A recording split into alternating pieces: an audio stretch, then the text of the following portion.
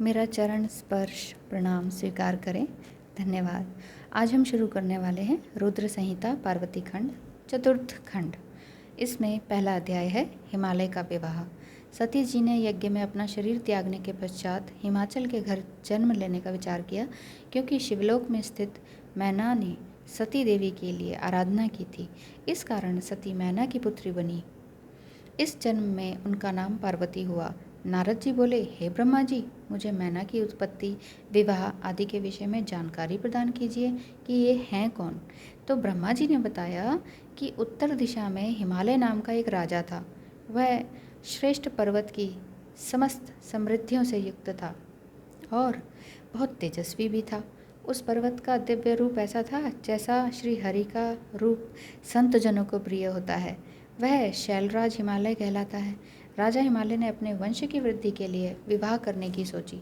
तभी देवता मिलकर पितरों के पास जाकर बोले, आप देव कार्यों हेतु अपनी पुत्री मैना का विवाह हिमालय के साथ कर दें।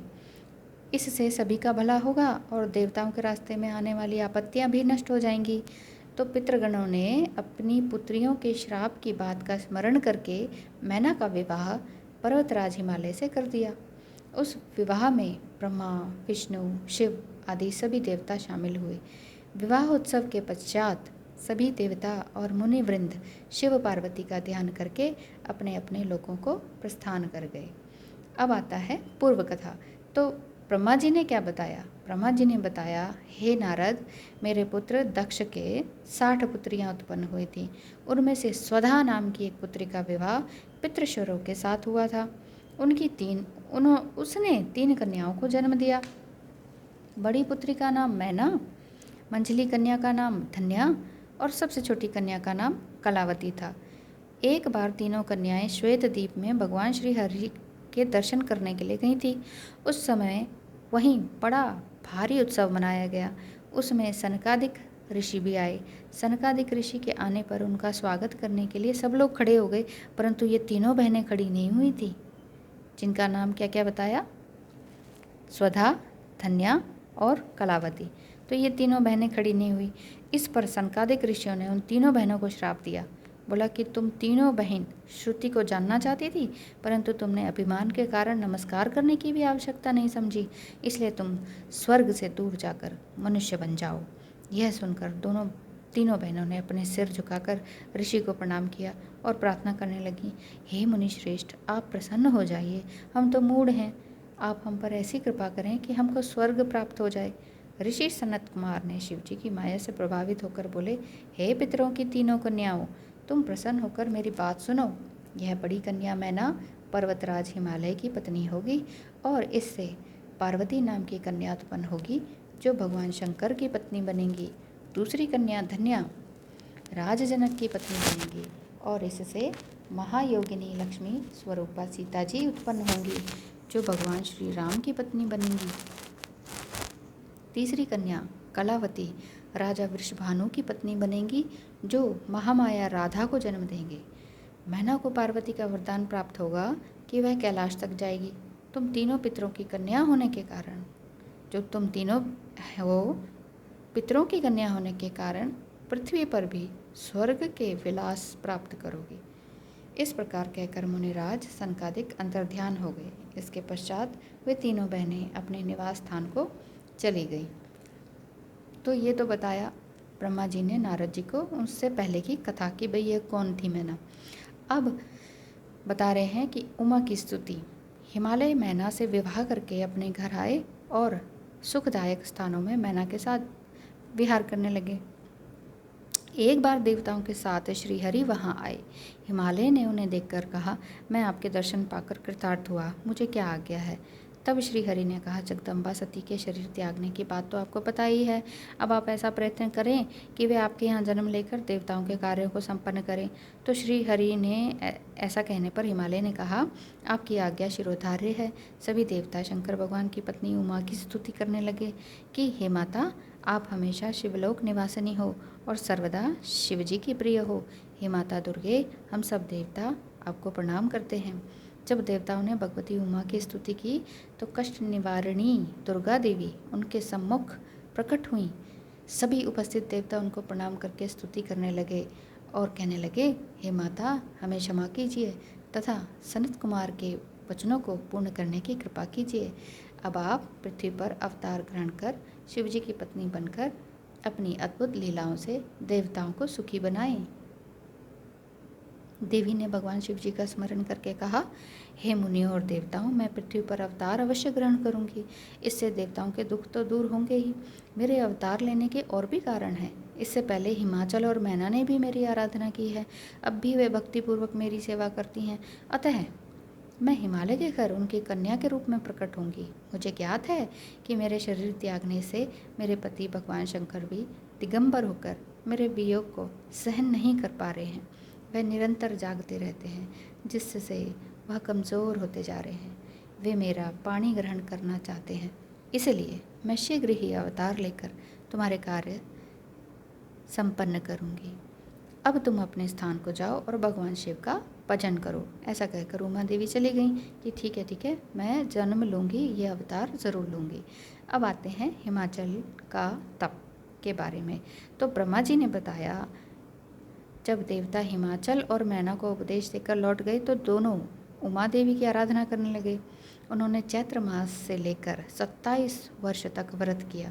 व्रत की समाप्ति पर दुर्गा भवानी उमा प्रसन्न होकर उनके सामने प्रकट हुई। 27 साल बाद प्रकट हुई और उनसे वर मांगने के लिए कहा। तो हिमाचल ने उनसे 100 पुत्र तथा पुत्री के रूप में उमा देवी से स्वयं प्रकट होने की इच्छा प्रकट की। तो देवी ने उनसे तथास्तु कहा और अंतर्ध्यान हो गई। यानी कि हिमाचल के 100 पुत्र हुए और पुत्री के नाम पर उमा देवी हुई। कुछ समय पश्चात मैना के गर्भ से ज्येष्ठ पुत्र मैनाक का जन्म हुआ। वह इंद्र के द्वारा पर्वतों के पर काटने पर समुद्र में छिप गया और समुद्र से मित्रता कर ली। वो अलग कहानी है। अब हिमाचल तथा मैना दोनों ही देवी उमा और भगवान शिव के ध्यान में लगे रहते थे। उत्तम समय पर मैना रानी ने गर्भ धारण किया और समय आने पर सती प्रकट हुई। उमा भी कन्या के रूप में प्रकट होकर सांसारिक जीव की तरह रुदन करने लगी।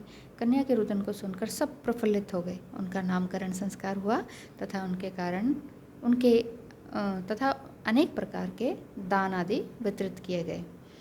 देवी जगदम्बा भी नाना प्रकार की क्रीड़ाएं करने लगी और युवती बन गई। एक दिन भगवान शिव जी की प्रेरणा से हिमाचल के घर आए। हिमाचल ने तुम्हारा आदर सत्कार किया और कन्या के भविष्य के विषय में पूछा।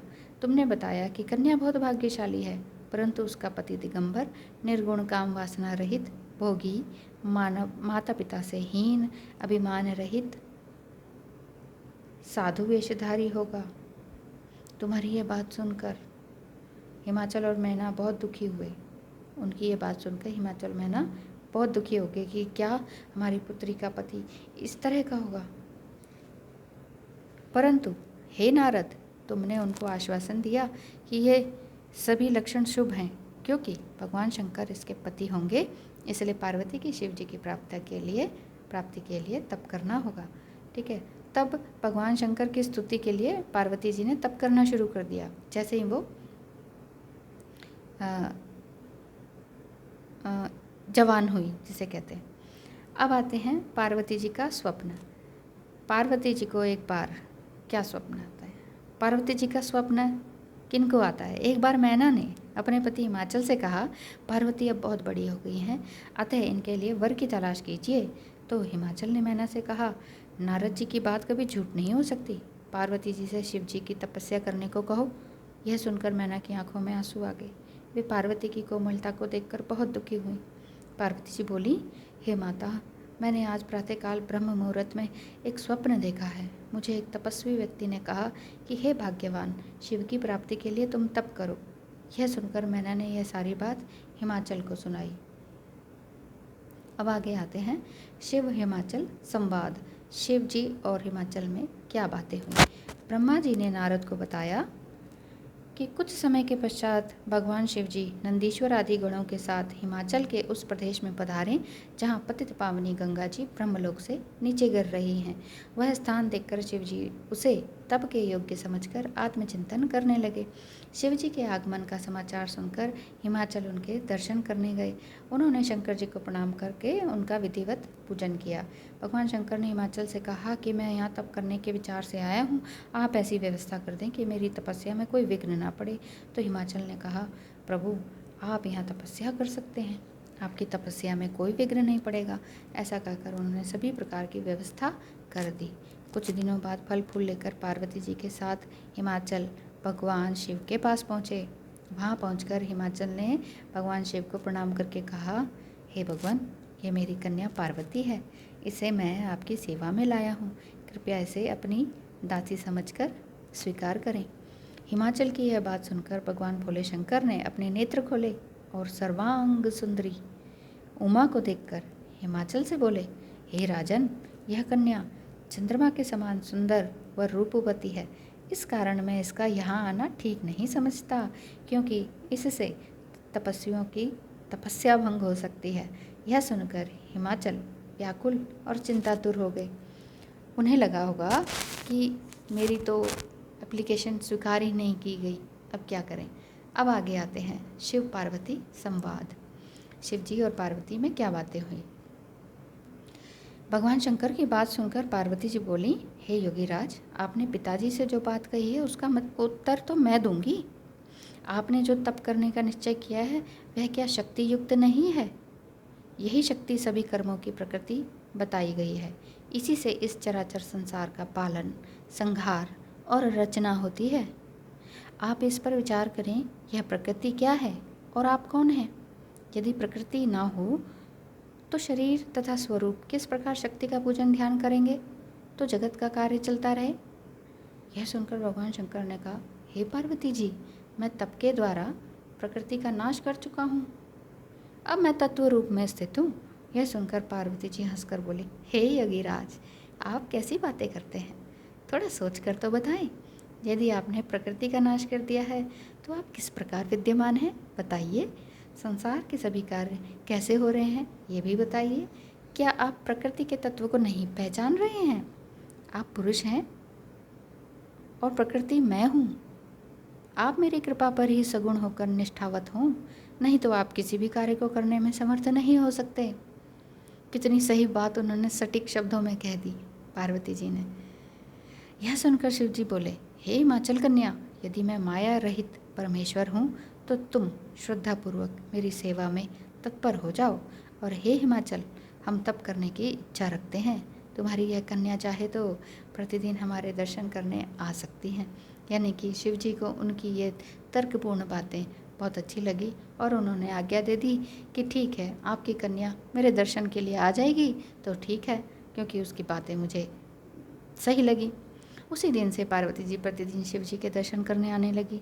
यह षोडशोपचार पूजन करके प्रतिदिन चरणामृत लेने आने लगी। इधर तारकासुर के डर से पीड़ित हुए मुनि तथा इंद्रादि आदि देवता ब्रह्मा जी से बोले, कोई ऐसा उपाय करो जिससे शिव जी पार्वती जी को ग्रहण कर लें और हमारा कार्य सिद्ध हो जाए।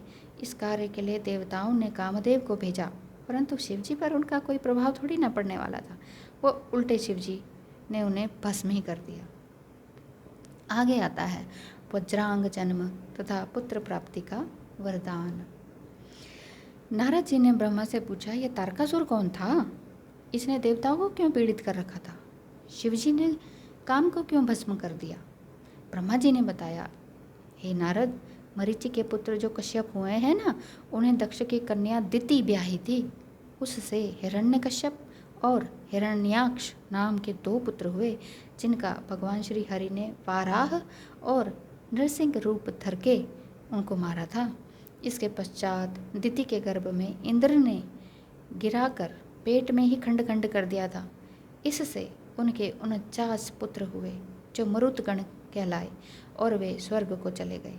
इसके पश्चात दिति ने 10,000 वर्ष तक तपस्या की, जिससे प्रसन्न होकर कश्यप जी ने वज्रांग नाम का पराक्रमी पुत्र उत्पन्न किया। वज्रांग ने माता दिति की आज्ञा से देवताओं को जीतकर उनका राज्य छीन लिया। फिर ब्रह्मा जी और कश्यप जी ने जाकर वज्रांग द्वारा बंदी बनाए गए देवताओं को मुक्त कराया। वज्रांग ने उनका राज्य भी लौटा दिया और ब्रह्मा जी के उपदेश से वह सात्विक भाव वाला व्यक्ति भी बन गया। ब्रह्मा जी ने उसे एक रूपवती स्त्री प्रदान की। उस स्त्री ने अपने पति से महापराक्रमी श्री हरि को जीतने वाले पुत्र की याचना की। उन्होंने कहा कि मेरे पति से महापराक्रमी श्री हरि को जो जीत ले ऐसा पुत्र मुझे चाहिए। तो पति से ब्रह्मा जी को की उपासना और तप कराकर एक पराक्रमी पुत्र का वरदान मांगा। तब ब्रह्मा जी वरदान देकर ब्रह्मलोक को चले गए। आज के लिए यह कथा यहीं समाप्त करते हैं। कल शुरू करेंगे तारकासुर का जन्म तथा उसका तप। आपका कोई भी सुझाव हो, मुझसे कोई त्रुटि हुई हो तो मैं क्षमा चाहती हूँ। वीडियो को देखने सुनने के लिए बहुत बहुत धन्यवाद। नमस्कार।